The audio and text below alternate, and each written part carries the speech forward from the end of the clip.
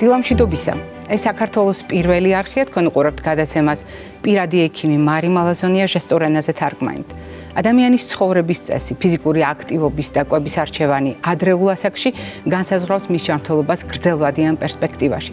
სწორედ ამ დასკვნამდე მივიდნენ აღმოსავლეთ ფინეთის უნივერსიტეტის მეცნიერები, რომლებიც აკვირდებოდნენ 80 მეტაბოლიტის მდგომარეობას ადამიანის განვითარების სხვადასხვა ეტაპზე და აღმოაჩინეს, რომ მაგალითად 8 წლიანი დაკვირვების შემდეგაც კი 17 მეტაბოლიტი ჯერ კიდევ შეცვლილი რჩებოდა და ეს მაშინ, როდესაც ფიზიკური აქტივობა, კვება მათ გააკონტროლეს კვლევის მხოლოდ პირველი 2 წლის განმავლობაში. და ასეთ შემთხვევაში განსაკუთრებით მნიშვნელოვანი აღმოჩნდა ფიზიკური აქტივობის და კვების გავლენა ისეთ დიაგნოზზე, როგორიც არის გულსიხსნელთა დაავადების პრობლემები, როგორიც არის შაქრიანი დიაბეტი ტიპი 2, სხვადასხვა სახის ონკოლოგიური პრობლემა და ამავე დროს ზოგადად ცხიმოვანი ცვლა, ანთების რისკი. თქვენ წარმოიდგინეთ ნაწლავის ჯანმრთელობა. და როდესაც ბავშვების ჯანმრთელობას აკვირდებოდნენ, როდესაც მოზარდების ჯანმრთელობას აკვირდებოდნენ, სწორედ ფიზიკური აქტივობის და კვების ურთიერთშეხამება აღმოჩნდა გადამწყვეტი კომბინაცია იმისათვის, რომ გრძელვადიან პერსპექტივაში შეეფასებინათ ჯანმრთელობის რისკები, რაც იმას ნიშნავს, რომ არჩევანი, რომელსაც გააკეთებს მშობელი დღეს, შვილის კვების და ფიზიკური აქტივობის ტიპთან დაკავშირებით, განსაზღვრავს გრძელვადიან პროგნოზს იმისა, როგორი იქნება მათი შვილების ჯანმრთელობა ხანდაზმულ და მხცოვან ასაკში.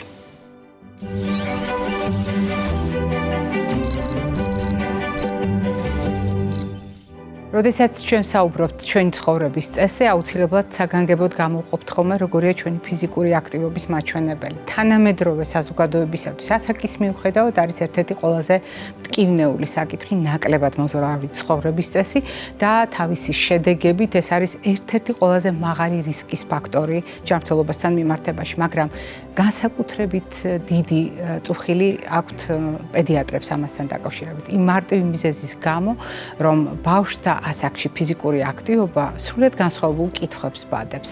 მაგალითად არის თუ არა გრძელვადიანი შედეგები გასათვალისწინებელი, არის თუ არა მნიშვნელოვანი ფიზიკური აქტივობის სისტემატური შეფასება.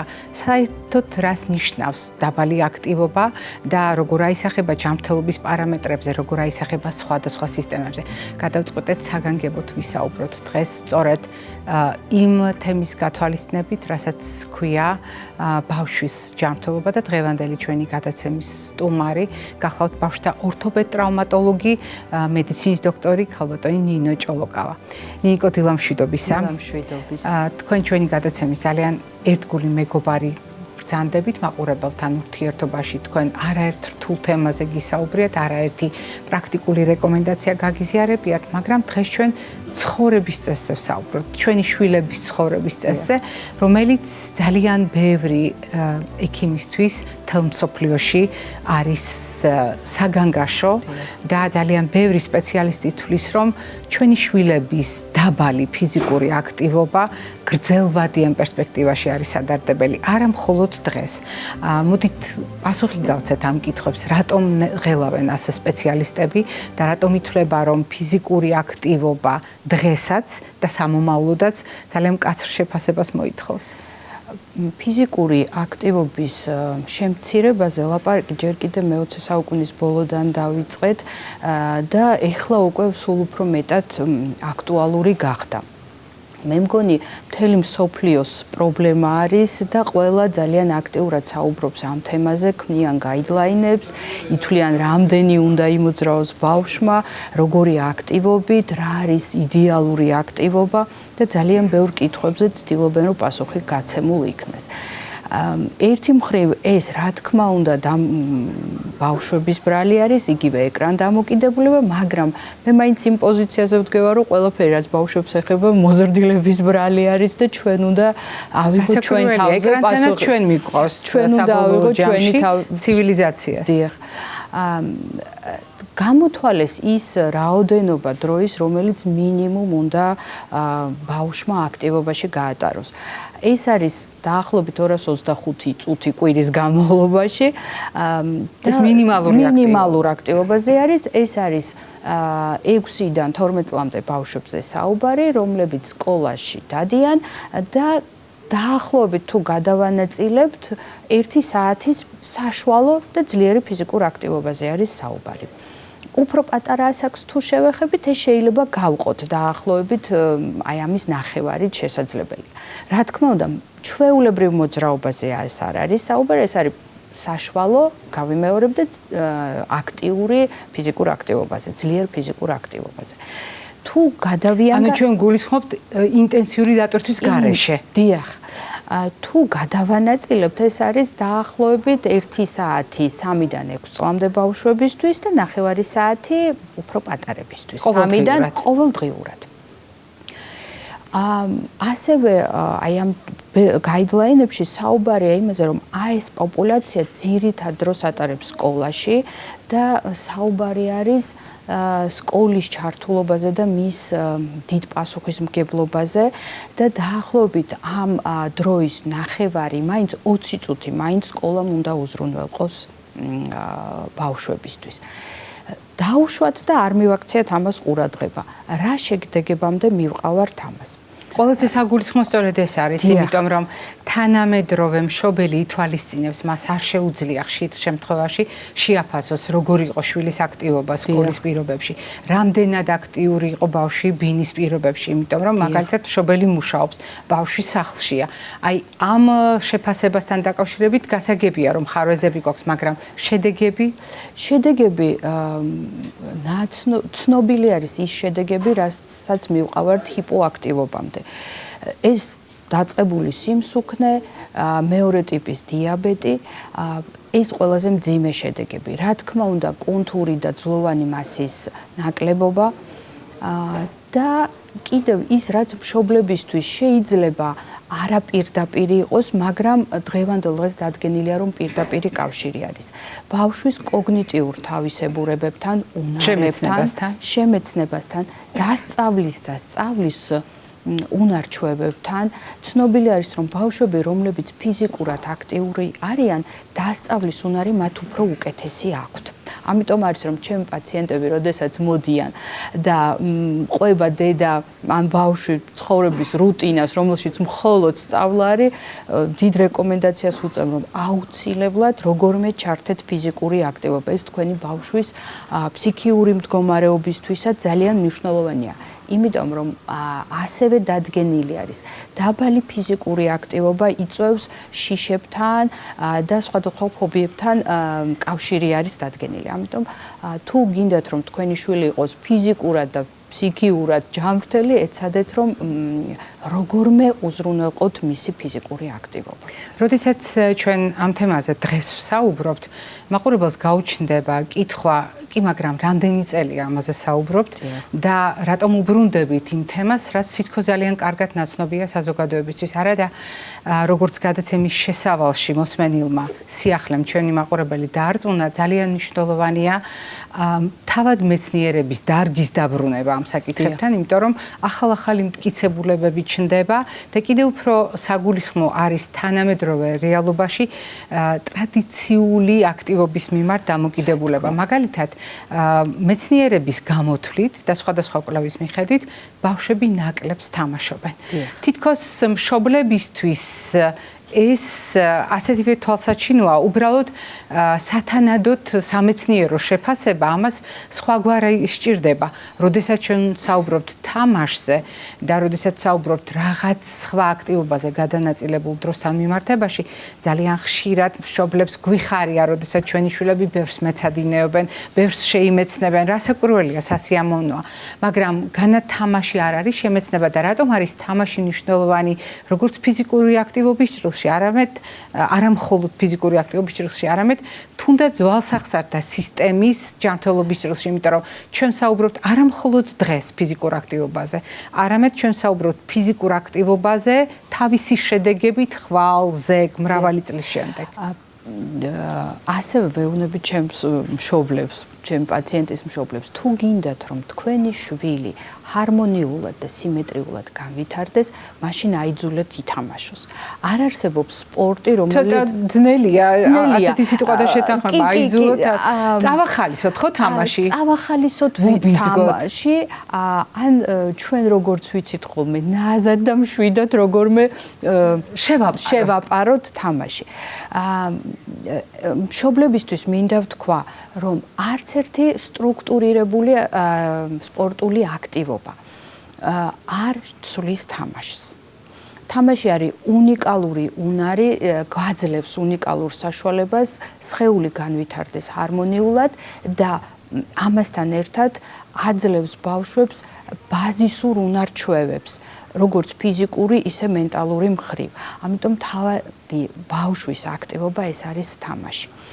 რატომ არა სპორტი? აი, ბევრ მშობელს აქვს ეს კითხვა, იმიტომ რომ რომელი სპორტია იდეალური, რომელი ანვითარებს კარგად სხეულს, რომელი ჯობს თამაშს, რომელი არც ერთი სპორტი არ ჯობს თამაშს. ნებისმიერი სპორტი, რაც იდეალურად არ უნდა გვეჩვენებოდეს. ეს არის განმეორებითი მოძრაობები და განმეორებითი დატვირთვა რომელიღაც ჯგუფის კუნთებზე. დაუშვათ, თუ ცურვა ანვითარებს ტორსის კუნთებს ძალიან კარგად, ფეხბურთი ანვითარებს ქვედა კიდურებს ძალიან კარგად. ამიტომ მეორე გამოსავალიც არის, თუმცა ბავშვებისთვის ნაკლებ მხიარული ცვალეთ სპორტი. თუ მაინდა-მაინც არა გაქვთ რაღაცა მიზანმიმართული, რომ აი რომელიმე სპორტის მიმდევარი უნდა გახდეს თქვენი შვილი, მაშინ ერთი წელი ერთ სპორტზე ატარეთ, შემდეგ შეუცვალეთ და ესე განვითარებისთვის არის მნიშვნელოვანი. თუმცა ბავშვებს ეს არ უყვართ, არც მშობლებს არ უყვართ და არც გამართლებული არ უნდა იყოს ალბათ. თუ ბავშვს მიჯაჭვობა ჩამოყალიბდება, ასევე რაღაცა შედეგს მიაღწევს და შემდეგ ისევ ნულიდან უნდა დაიწყოს, ეს არავის არ მოწონს. თუმცა ჩვენ გვაქვს აქ სტუდიაში ბურთი, მე მინდა უბრალოდ მაყურებელს გავახსენო. ბურთი სახტუნაო ეს ბავშვობის თითქოს განუყოფელი ატრიბუტები იყო, რომელიც დაგვავიწყდა, დაავიწყდა თანამედროვე ბავშვებს და ჩვენ შევიტანეთ ამაში ჩვენი წვლილი, რატომღაც მთლიანად პასუხისმგებლობა ბავშვებზე გადაგვაქვს და ჩვენ უნდა ვისაუბროთ ოჯახურ თამაშებზე და ბავშვების თამაშებზე ამ შემთხვევაში, ხომ ასეა და რომ შევაჯამოთ ჩვენი დღევანდელი საუბარი. როდესაც ბავშვებს თამაშს ვთავაზობთ, ჩვენ ასეთ შემთხვევაში ვარაუდობთ, რომ განსხვავებით იმ მიზანმიმართული დატვირთვისგან, რომელზედაც თქვენ საუბრობდით, თამაშის დროს ყველაფერი აქტიურდება, ნინო? დიახ. თამაშის დროს აქტიურდება როგორც ძვალსახსროვანი სისტემა, ასევე ნერვული სისტემა, ასევე გულსის ძარღვთა სისტემა. ეს ძალიან მნიშვნელოვანია ურთიერთობების ჩამოყალიბებისთვის. ეს არის იდეალური თქვენი შვილის განვითარებისთვის. მშობლებისთვის თუ შემიძლია გავკანიერდები და ერთ მესიჯს გავუგზავნი, ეს რაც ყველა მიცის, შვილისთვის საუკეთესო გაკვეთილი არის საკუთარი მაგალითი. წაახალისეთ თქვენი შვილი, ერთად ითამაშეთ, დაგეგმეთ საერთო ლაშქრობები, ეცადეთ მოუწყოთ საერთო ზონა, სადაც მეგობრებთან ერთად ძალიან რთულია ბავშვს უთხრა ივარჯიშე, როდესაც არ არსებობს სივრცე, ითამაშე, სადაც არ არსებობს სივრცე, სადაც ის თავისუფლად იქნება ლაღად თავის მეგობრებთან ერთად. ეს ძალიან რთულია, თუმცა მე ვფიქრობ, რომ მიღწევადია, როდესაც მიზანად სწორი მიზნები გაქვს დასახული. მე სიამოვნებით გავიზიარებ თქვენს რეკომენდაციას და იმ გზავნილსაც, რომელიც თქვენ მშობლების მისამართით ბრძანეთ, მით უფრო რომ როდესაც ჩვენ საუბრობთ თამაშზე, არაფერი უხარიათ, მე მგონი ჩვენ შვილებს ახლა გისმენდით და გამახსენდა ჩემი შვილების პატარაობა, არაფერი უხარიათ ისე როგორც მშობლებთან ერთად თამაში და ჩვენ დღეს საუბრობთ არა იმიტომ ამ თემაზე, რომ პირველად გიზიარებთ რეკომენდაციებს, არამედ იმიტომ რომ ყოველდღიური სამედიცინო და სამეცნიერო კვლევები მხოლოდ გვიდასტურებს, რომ ჯერჯერობით ამაზე უკეთესი ინსტრუმენტი, ვიდრე არის ბავშვის გეგმაზომიერი ფიზიკური აქტივობა და თამაში ჩვენთვის საუკეთესო აღმოჩნდა ეს არჩევანი და ამაზე უკეთესი ინსტრუმენტი არ გვაქვს და ასეთ შემთხვევაში ჩვენი ურთიერთობა არა მარტო ფიზიკური, არამედ ფსიქოემოციური სფეროში ძალიან მნიშვნელოვანი არის ნამდვილად. სამწუხაროდ ბოლო პერიოდში ბავშვებმა ეს არ იციან. ძალიან გაგიკვირდებათ, მაგრამ ბოლო რამოდენიმე პერიოდში ესე თვეა შევამჩნია, სრულიად შემთხვევით შევამჩნია, რომ ბავშვს რომ ვეტყვი, რომ აი ისე როგორც 100 კინკილა, არ იცის 100 კინკილა რა არის. ეს ძალიან შემაშფოთებელია ჩემი მხრივ, იმიტომ რომ ხტუნვა ეს არის ბავშვის ბაზისური მოქმედება, რომელიც მან კარგად უნდა იცოდეს და ბავშვებმა ეს არ იციან. საოცრად გონებრივად განვითარებული ბავშვებს არ შეუძლიათ ის, რაც ჩვენ მათ ასაკში ძალიან მარტივად გამოგვდიოდა და ეს მე ვფიქრობ ჩვენი დანაშაული არის. ჩვენ რასაკვირველია, დღევანდელი საუბრით არ გვაქვს ამოცანა, რომ ჩვენ დავიმსგავსოთ შვილები და ჩვენ როგორც გქონდა ბავშვობაში ზუსტად ისე მოვიქცეთ, მაგრამ ქალბატონი ნინოს მთავარი გზავნილი არის ის, რომ ის რაც შეგვეძლო ჩვენ, გავუზიაროთ გამოცდილებად და რაც მთავარია, ჩვენი თამაშები, ჩვენი საერთო თავშექცევა ვაქციოთ ჩვენი შვილებისთვის განვითარების მორიგი ინსტრუმენტად და თუნდაც მჯდომარე ცხოვრების წესისგან თავდაღწევის ერთ-ერთ საშუალებლად. ძალიან დიდი მადლობა ნინიკო დღევანდელი სტუმრობისთვის, იმ შეხსენებისთვის, რომელსაც ემსახურებოდა დღევანდელი ჩვენი გადაცემა. მაყურებელს მინდა შევახსოვნა, რომ დღევანდელი ჩვენი გადაცემის სტუმარი გახლდათ ბავშვთა ორთოპედ ტრავმატოლოგი, მედიცინის დოქტორი ქალბატონი ნინო ჭოლოკავა. მე არ გემშვიდობები, წინ მოკლეკვებითი შუქნიშანი გვაქვს.